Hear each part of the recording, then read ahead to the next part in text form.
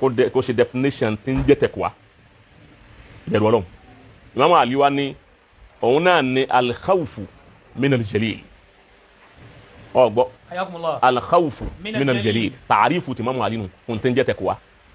ìmá bẹ̀rù ọba tí ń jẹ́ al-jalil wal-amalu bit-tanzil kéèyàn ó sì máa ṣiṣẹ́ pẹ̀lú al-Qur'an gbogbo tí ń jẹ́ awamiru al-Qur'an ó gbọ́dọ̀ tẹ̀lé tí ń jẹ́ nawahi rẹ̀ ó gbọ́dọ̀ jìnnà sí bọ́ọ̀ bá ti tẹ̀lé awamiru tó sì jìnnà sí nawahi má ṣe àti ṣe rule and regulation tọ́ọ̀ bá ti lè tẹ̀lé lasta minal muttaqin àmọ́ tọ́ọ̀ bá ti ń tẹ̀lé ó ti di muttaqin nù. Imam Ali ní méjì olódi méjì ayé bẹ́ẹ̀ kọ́ ẹlẹ́ẹ̀kẹta al-qana'a bil qalil Imam Ali ló wẹ̀ ó ní ẹni tí ó bá jẹ́ muttaqi dédé ń tá a bá fún ọ gbọ́dọ̀ yọnu sí tó bá jẹun àárọ̀ tá a bá ti mú tọ̀sán wa kò ní bínú muttaqi ò ní bínú ó ti yé báwọn yóò máa retí tọ̀sán tá a bá fún tọ̀sán a tún máa retí talẹ́ tẹ́lẹ̀ tá a bá ń tara wa jẹ lókù sẹ́rí ń bí a fẹ́ lówó kò sí bẹ̀rù Ọlọ́run bẹ́ẹ̀ tálà mọ́lẹ̀ a fẹ́ lówó a fẹ́ kọ́lé a fẹ́ ra mọ́tò a fẹ́ ṣeun mèrè wàláhì kò sí bẹ̀rù Ọlọ́run bẹ́ẹ̀ báyà kí bẹ̀rù Ọlọ́run bá wà bẹ́ẹ̀ mú reason wá fún mi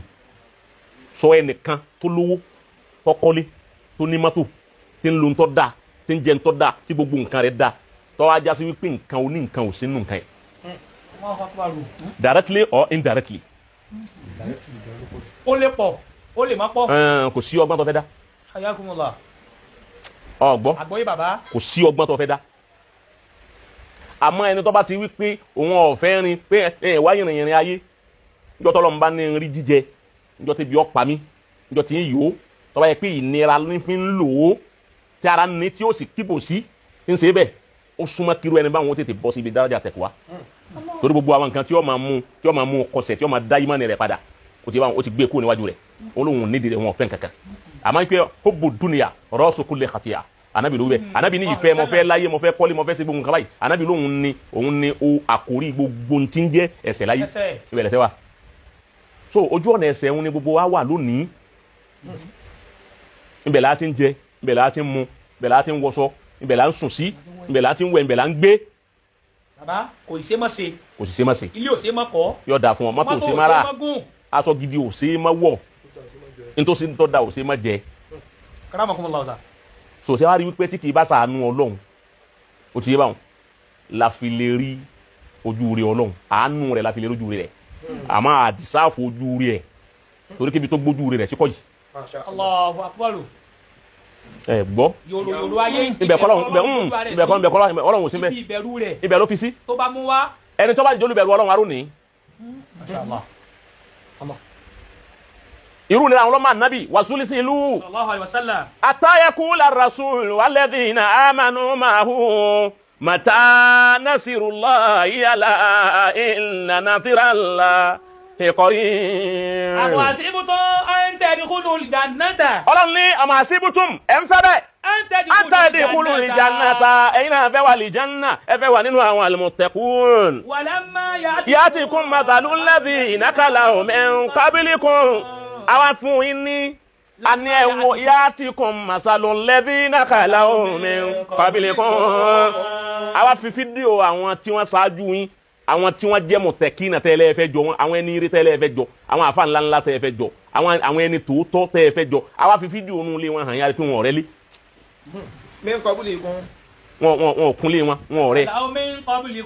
ẹ wà yín náà àwa fi fídíò páànù wọn hàn yín àdìpẹ́ páànù wọn ti já ibi wọn ti ń ṣàdúrà náà lòjó ti ń pa wọn. ọ̀kan nínú àwọn àfa ńlẹ̀ yìí báyà bàbá wa gbalẹ̀ aláya tí ó gali aláya àbí nǹkan ni mo gbọ́ ìtàn wọn wípé bàbá náà ń lọ mọ́sálásí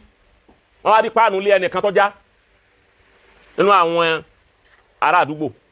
wọ́n ní páànù lé ẹja ńgbà páànù lé já bàbá ní yára sí wọn látẹ́gùn àná ló sí páànù lágbájá atẹ́gùn àná ló sí páànù rẹ̀ ọlọ́run o lásìkò tí gbogbo nǹkan sì dàbí nǹkan yìí bàbá náà wá ní kẹ́nìkún lè pe káfíńtà wa wọ́n lè pe káfíńtà wọ́n lè wo páànù lé lágbájá àwọn mélòó lọ́jà ńbẹ̀ wọ́n níbi méje lọ́jà bàbá nítọ̀ bá ń yọ méje nínú páànù lé tèmi yìí ìbá ń fi bolé rẹ̀ wọ́n ní kí wọ́n yọ méje nínú páànù lé tàwọn kún lè fi bolé ẹni tọ́já. Allah.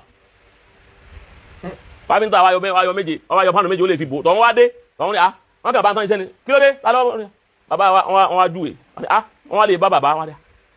ẹ yọ páànù lé ni ó ní bẹ́ẹ̀ ni ó ní mo rí pé páànù lé rẹ̀ já mo sì rí pé ń jó ní lọ́n sàròyé pé òṣòwò lọ́wọ́ rẹ̀ ó sì ó rí yìí àwọn ẹrú Ọlọ́run kọ̀ọ̀kan tí wọ́n máa wádọ̀ wa tí wọ́n máa wá bẹ̀ wá ń sẹ́ wọ́n bá rí pé pàánù lè wájà wọ́n ra méjì ọ̀hún dí padà àmọ́ wọkọ̀ sẹ́nìkan tí ó rántí rẹ̀ bẹ̀lẹ̀ tí níjọ́ ló tó ríra ni wọ́n fi ní wọ́n yọ pàánù tèmi àwọn tí máa wá bá wa tí wọ́n máa rán wa sọ́lọ́run tó bá dé yà yín wọ́n bá rí pé abẹ́ ẹ̀bẹ̀ wọ́n yìí ti ń ṣàdúrà àbí òfèdèfé àwọn ẹni rí nu. Ako asibutum an tadkhulu àwa jannata. ẹ̀yin náà wá fẹ́ wọ àlìjánná. Walamma ya'tikum mathalu alladhina khalaw min qablikum. àwa gbé fídíò àwọn tán ṣáájú ajú fídíò wọn sí a ní ẹ wo bí ara ti ní wọn tó. Massatihumul ba'sa. masati umul baasa àgbákò ńláńlá tí kanni téèyàn fi di kèfèrí ó sì lè bá wọn. Wa dharra. ìnira tí mú yàn téèyàn ó pè yàn ò ṣe tọ́lọ́run mọ́ ìnira àwọn lè bá wọn. Wa zulzilu. àwọn Ọlọ́run gánmà má dààmú wọn àmì wọn àdààmú wọn ajára ò ní wọn lérí tiwa. Hatta yaqula rasulu. títí tí òjíṣẹ́ fi wọ́n sọ wípé Walladhina amanu ma'ahu àtàwọn tí wọ́n tẹ̀lé wípé mate